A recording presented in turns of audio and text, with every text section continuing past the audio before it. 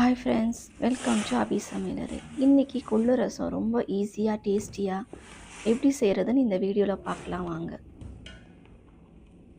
முதல்ல 5 தக்காளி, கொஞ்சமாக புளி, அது மூழ்கிற அளவுக்கு தண்ணி ஊற்றிக்கலாம். இதை 5 நிமிஷம் வேக வச்சு எடுத்துக்கலாம். இந்த அளவுக்கு வெந்தால் போதும். இங்கே கொள்ளு வேக வச்சு அந்த தண்ணியை தனியாக எடுத்து வச்சுருக்கேன். சூடு ஆறுனதுக்கப்புறம் இதை நல்லா பிழிஞ்சு எடுத்துக்கலாம். தக்காளி புளி வேக வச்சு செய்கிறதுனால தக்காளியோட பச்சை ஸ்மெல் எல்லாம் போய் ரசம் ரொம்ப டேஸ்ட்டாக இருக்கும். என் தக்காளியெல்லாம் நல்லா பிழிஞ்சு இதெல்லாம் எடுத்துடுறேன். இப்போ இந்த கொள்ளு வேக வச்ச தண்ணியை இதில் சேர்த்துடலாம். 10 பல்லு பூண்டு நசுக்கி எடுத்து வச்சுருக்கேன். 2 ஸ்பூன் ரசப்பொடி, வீட்டில் அரைச்ச ரசப்பொடி தான். 1 ஸ்பூன் மிளகு சீரகப்பொடி, கொஞ்சமாக மஞ்சத்தூள், 2 வரமிளகா,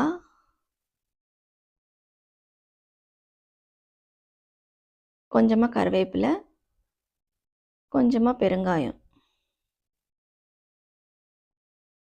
இப்போ பாத்திரத்தில் 2 ஸ்பூன் எண்ணெய் ஊற்றிக்கலாம். எண்ணெய் காஞ்சதும் இந்த பொடியெல்லாம் போட்டு வறுத்துக்கலாம். சிம்மில் வச்சு வறுத்துக்கலாம், இல்லைன்னா கருகிரும்.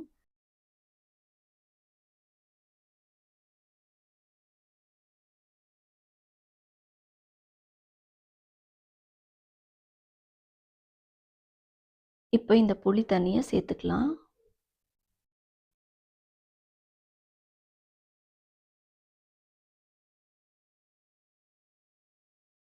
தேவையான அளவு கொஞ்சமாக தண்ணி ஊற்றிக்கலாம்.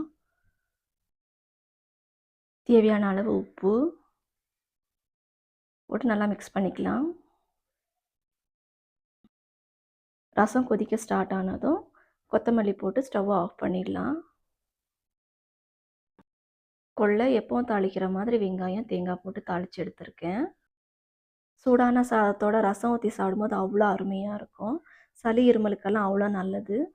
ட்ரை பண்ணி பாருங்கள். இந்த வீடியோ பிடிச்சிருந்தா ப்ளீஸ் சப்ஸ்கிரைப் பண்ணிக்கோங்க. அப்படியே அந்த பெல் பட்டனையும் தட்டிடுங்க. தேங்க்ஸ் ஃபார் வாட்சிங்.